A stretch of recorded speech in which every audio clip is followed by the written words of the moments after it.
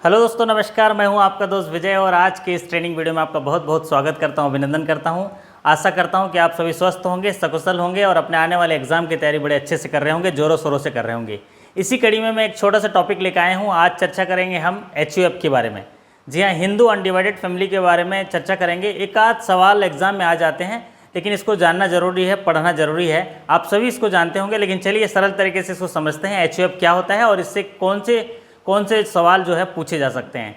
तो चलिए सबसे पहले जानते हैं HUF क्या है।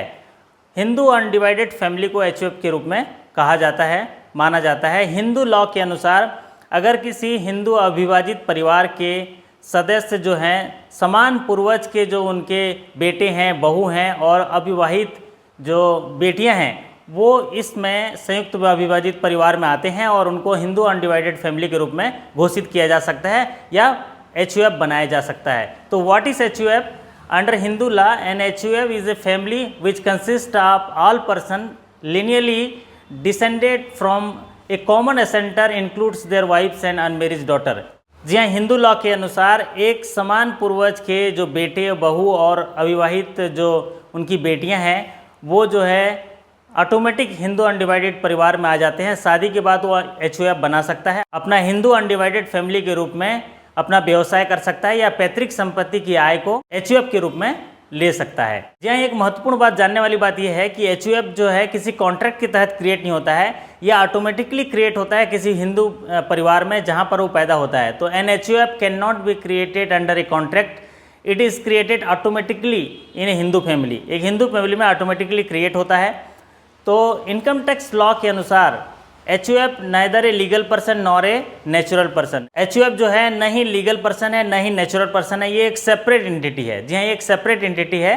तो HUF is neither a legal person nor a natural person, it is a separate entity as per income tax act. यहाँ दोस्तों, यहाँ समझने वाली बात है कि हिंदू अनडिवाइडेड फैमिली की जो हिंदू लॉ में व्याख्या की गई है और इनकम टैक्स में इसका जिक्र किया गया है, वो इसलिए बनाई जाती है ताकि उस परिवार में जो अगर पैतृक संपत्ति है उससे कोई आय अर्जित हो रही है, बिजनेस जो है फैमिली बिजनेस चल रहा है उसमें कोई आय अर्जित हो रही है, तो उसका सही तरीके से संपादन कैसे किया जाए, संचालन कैसे किया जाए, खाता बही ऑपरेट कैसे किया जाए, उसके लिए हिंदू अनडिवाइडेड फैमिली बनाई जाती है। साथ ही साथ इनकम टैक्स में उनको छूट भी दी जाती है हिंदू अनडिवाइडेड फैमिली को, और जो पर्सनल इनकम है उनको अलग रखा जाता है। और हिंदू अनडिवाइडेड फैमिली जो बिजनेस चलाते हैं HUF के रूप में, उनका जो है इनकम टैक्स जो है छूट अलग से दिया जाता है। तो इसीलिए HUF बनाकर खाते का संपादन किया जाता है। तो आइए जानते हैं HUF में मेंबरशिप कैसे बने जाते हैं। HUF में मेंबरशिप जो है बाय बर्थ से मिलता है। अगर किसी हिंदू अनडिवाइडेड फैमिली में कोई बच्चा पैदा हुआ तो मेंबरशिप उसको मिल जाता है। Membership is by birth.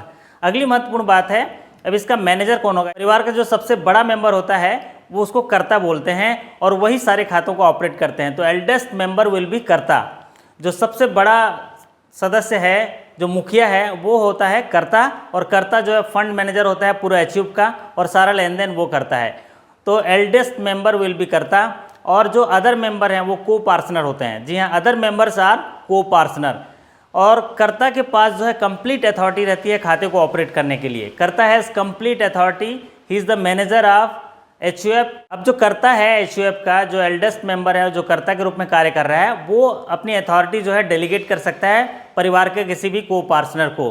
तो karta can delegate authority to anybody to operate the account. उस खाते को ऑपरेट करने के लिए वो अथॉरिटी जो है डेलीगेट कर सकते हैं। वो कौन कर सकता है? कर्ता कर सकता है। अगली महत्वपूर्ण बात जानते हैं, जो भी को पार्टनर हैं उनकी जो लाइबिलिटी होती है लिमिटेड होती है। उनकी फर्म में शेयर के आधार पर, जितना शेयर है फर्म में उसके आधार पर लिमिटेड होती है, क्योंकि यहाँ पर पूरा निर्णय जो है कर्ता लेता है।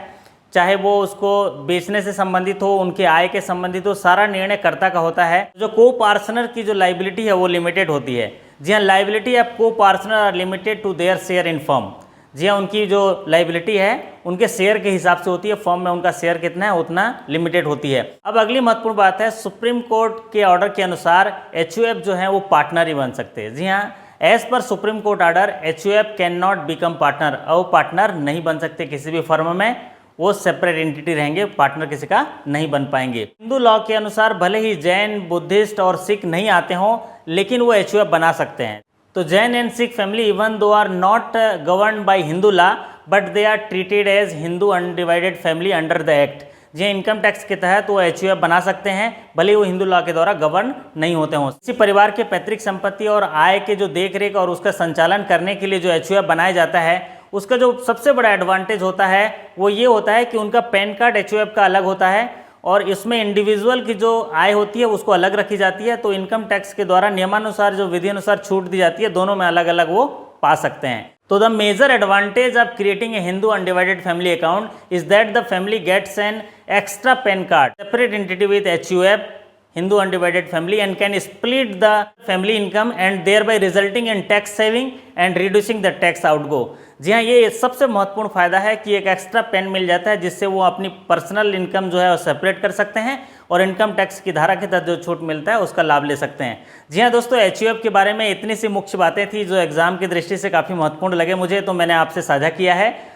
और इसमें मुख्य बात पूछा जाता है कर्ता के बारे में पूछा जाता है। कर्ता कौन होता है? एल्डेस्ट मेंबर है। और HUF में मेंबरशिप कैसे मिली जाती है? तो बाय बर्थ मिलती है। और इसमें एक चीज़ पूछा जाता है कि इसमें जो पावर किसके पास होता है? वो कर्ता के पास। तो यही एक दो सवाल इसमें पूछे जाते हैं। आशा करता हूँ कि इस छोटे से वीडियो के माध्यम से आपको HUF के बारे में समझ में आया होगा। अगर समझ में आया तो इसको लाइक कर दीजिए, चैनल में नए आए तो सब्सक्राइब कर लीजिए, क्योंकि मैं ऐसे ही बैंकिंग प्रमोशन और इंटरव्यू से जुड़े हुए जानकारियों के साथ आता रहता हूँ। और अधिक जानकारी के लिए आप वेबसाइट में भी विजिट कर सकते हैं। यहाँ वेबसाइट का लिंक मैं डिस्क्रिप्शन बॉक्स में दे दिया हूँ, तो वहाँ पर विजिट करिए और वहाँ पर जाके और भी जानकारियाँ आप एकत्र कर सकते हैं। जी हाँ दोस्तों, आप सभी के सकुशलता की कामना करते हुए आपसे विदा लेता हूँ। फिर मुलाकात होगी अगले वीडियो के साथ। तब तक के लिए आपका धन्यवाद। नमस्कार। Thank you so much.